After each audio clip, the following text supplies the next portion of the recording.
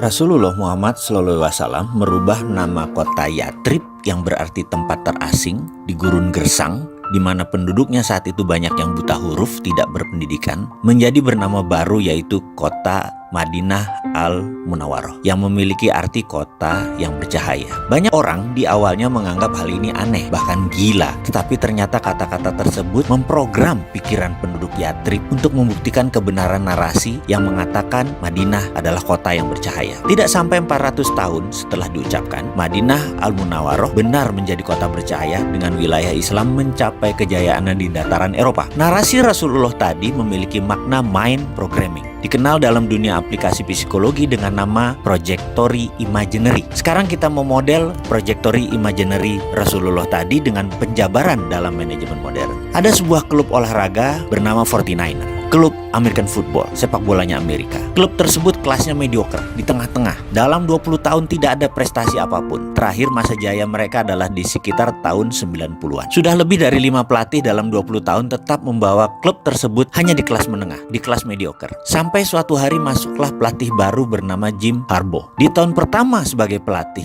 49er tersebut langsung melejit masuk 4 besar. Di tahun kedua, dia membawa 49er menuju final, walaupun gagal di final tersebut. Dan apa yang terjadi dengan sentuhan pelatih Jim Harbaugh tersebut? Apa strateginya? Karena dia tidak banyak pemain yang dia ganti, sistemnya pun tidak banyak diganti, sedikit perubahan yang dilakukan. Namun ada yang paling game changing, yaitu perubahan dilakukan adalah merubah yel dari klub tersebut. Dan dengan merubah yel tersebut ternyata merubah perilaku tim 49er tersebut. Sama dengan penduduk Yatrib, kota buangan, yang diubah namanya menjadi Madinah, kota bercahaya. Penduduknya langsung berubah. Kembali ke Jim. Jim merubah kalimat mind programming, projected imaginary tadi, yaitu dengan mengatakan kalimat yel-yelnya begini. Dia akan meneriakkan kata-kata who's got better than us, atau terjemahan bebasnya siapa yang lebih baik dari kita. Maka seluruh tim, bahkan penonton mengatakan nobody. Jadi who's got better than us, nobody. Kalimat itu menyihir pemain dan penonton. Klub itu naik pamornya dari klub papan tengah menjadi klub papan atas hanya mengganti yel-yel. Jadi secara singkat, saat ini kita sedang mendiskusikan kekuatan pikiran dan kekuatan kata-kata.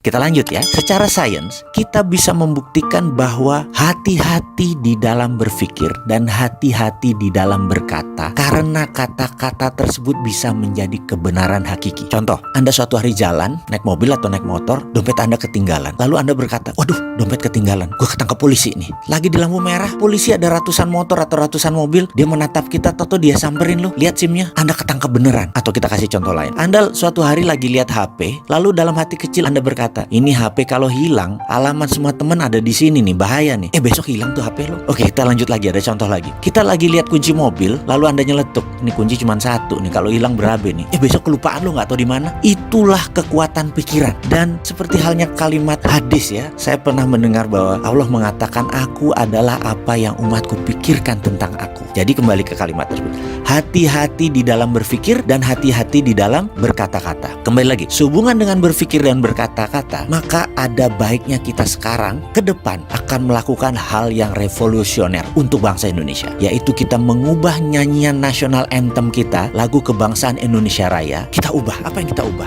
Kita tahu bahwa maestro pencipta Indonesia Raya, Wage Rudolf Supratman, menciptakan Indonesia Raya itu dengan 3 stansa. Menurut saya, stansa pertama adalah stansa di mana periode 1928 sampai 1945 sebelum kemerdekaan. Maka setelah kemerdekaan harusnya kita menyanyikan stansa kedua. Kita ingat kata-katanya ya. Stansa pertama, Indonesia tanah airku, tanah tumpah darahku.